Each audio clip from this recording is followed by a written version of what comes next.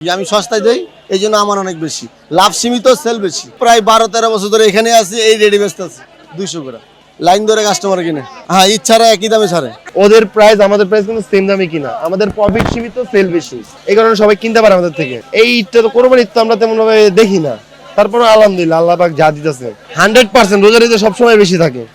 কোরবানি ঈদ তো মনে করেন অনেকে কেনাকাটা করে, অনেকে করে না। কোরবানি ঈদ হচ্ছে হাটের জন্য। কোরবানি ঈদের কাপড় চোপড় তেমন একটা ম্যাটার করে না। স্বাভাবিক যেমন দোকানদারি করি তার চেয়ে একটু ভালো। রোজার ঈদের চাঁদাতে যেমন একটা বেচাকিনি হয়, কোরবানিতে তার 3 ভাগের 1 ভাগও হয় না। এখানে ভাই জিরো সাইজেতে শুরু করে আপনার 5 বছর, 2 বছর, 3 বছর, আর এমনি ছেলেতে 10 বছর আছে। এখন আপনার মোটামুটি আহামরি না। এখন ব্যবসা বাণিজ্য এই যে এখন হালকা পাতলা, সারাদিন তো বৃষ্টির জন্য পানি জমে আসলে প্রায় 3 ঘন্টার মতো বন্ধ ছিল।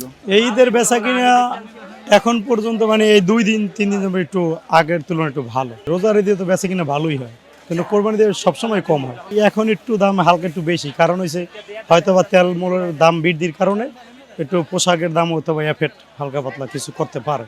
এই হালকা পাতলা বিকেল একটু আজকে একটু লোকজন বের হয়েছে, হয়তো বাড়িতে ছুটি হয়েছে, এই জন্য হালকা পাতলা লোকজন আসছে। এই আর 19-20 কিছু মিলবো, কিছু সব প্রোডাক্ট তো সবার চয়েস না।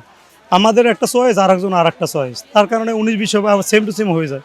কোনো সময় দেখা যায় কাপড় খারাপ না, কাপড় আলহামদুলিল্লাহ ভালো। আমরা ভালো কাপড় বিক্রি করি, কারণ আগের তুলনায় সবাই উন্নত মানের চেষ্টা করে। এখন কেউ পিছিয়েই নেই, সবাই আপডেট নিয়ে ভাবে, এটাই।